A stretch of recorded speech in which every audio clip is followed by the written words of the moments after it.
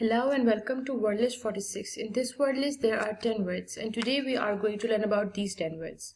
These words are affinity, bane, condolence, diffuse, execrable, impute, mawkish, placate, retract, venerable.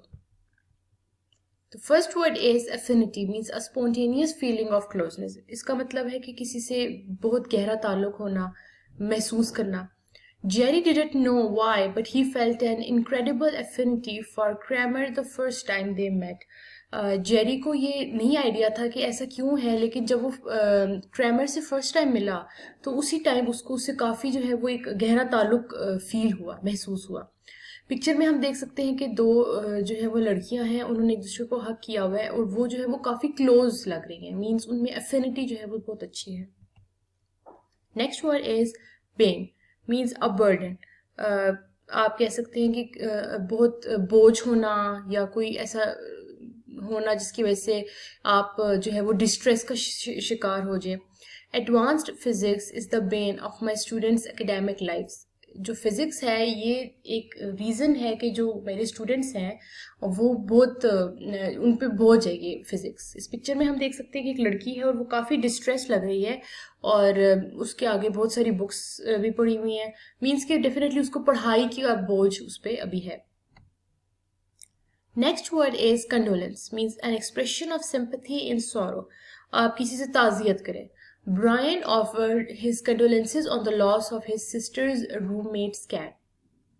Brian ने जो है अपनी condolences अपनी जो है वो सिंपैथी, आप कह सकते हैं कि अपनी ताज़ियत दी थी जब उसकी बहन की जो रूममेट की बिल्ली जो है वो गुम गई थी या उसका जो भी लॉस हो गया था, तो उस पे जो है उसने जाके अपनी उसको ताज़ियत पेश की.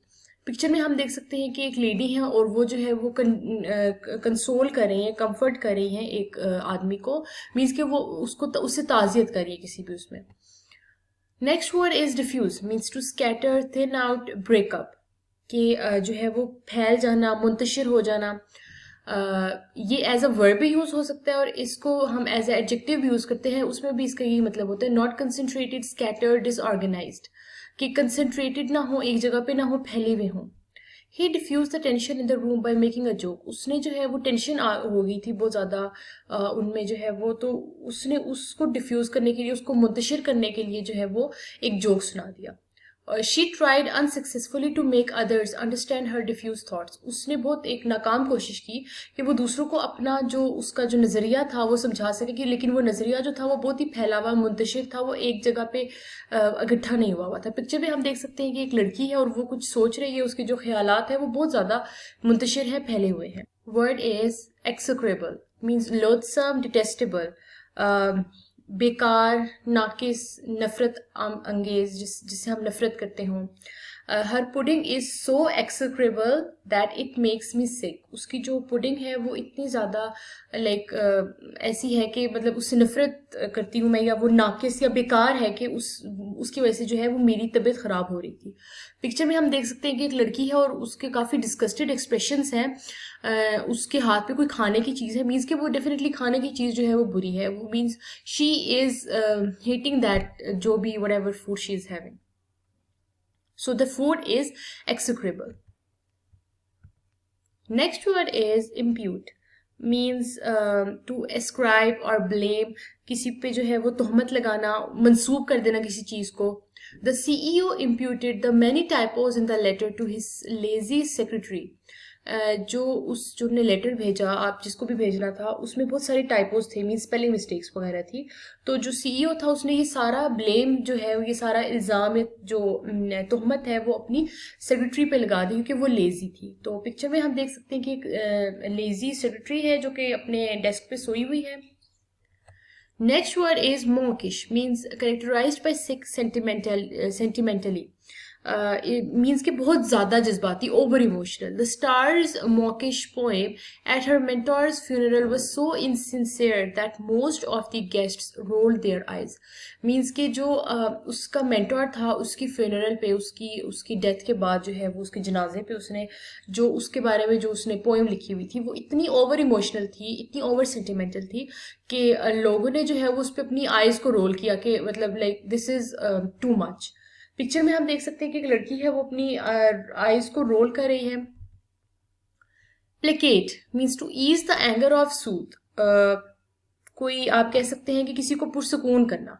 The man purchased a lollipop to placate his irritable son, उसका जो बेटा था वो बहुत ही लाइक यू कैन से कि चिड़चिड़ा हुआ था, तो उसने उसको लॉलीपॉप लेके दी ताकि उसकी वजह से वो थोड़ा पुरसकून हो जाए, काम डाउन हो जाए।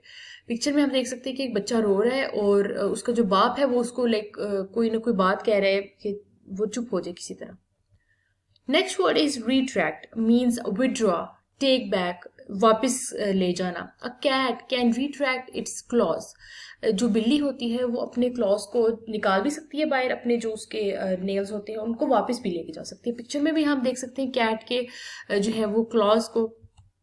Next word is venerable means deserving of respect because of age और अचीवमेंट, कोई ऐसा काबिल एहतराम शख्स जो उसकी अचीवमेंट्स की वजह से उसको इज्जत मिल रही हो, या जो है वो उसकी एज ऐसी हो, लाइक वो एज उसका बूढ़ा हो। Since she had worked as a teacher in the school system for over 40 years, Mrs. Jenkins was considered a venerable educator who helped shape our community. क्योंकि जो है वो उसको बहुत अरसा 40 ईयर्स से ज़्यादा हो गया था उस स्कूल में काम करते हुए, तो डेफिनेटली एक तो उसकी अचीवमेंट्स भी थी, उसकी एज भी ज़्यादा थी, तो वो जो है उसको वो वेनरेबल टीचर थी वहाँ की, मीन्स कि बहुत ज़्यादा रिस्पेक्टेड टीचर थी। पिक्चर में हम देख सकते हैं कि एक जो है वो टीचर है, उसको जो एक उसका स्टूडेंट जो है वो हक कर रहा है बहुत एहतराम के साथ, तो मीन्स कि जो टीचर है वो रिस्पेक्टेड टीचर है, मीन्स वेनरेबल टीचर है। That's it for today, thank you so much.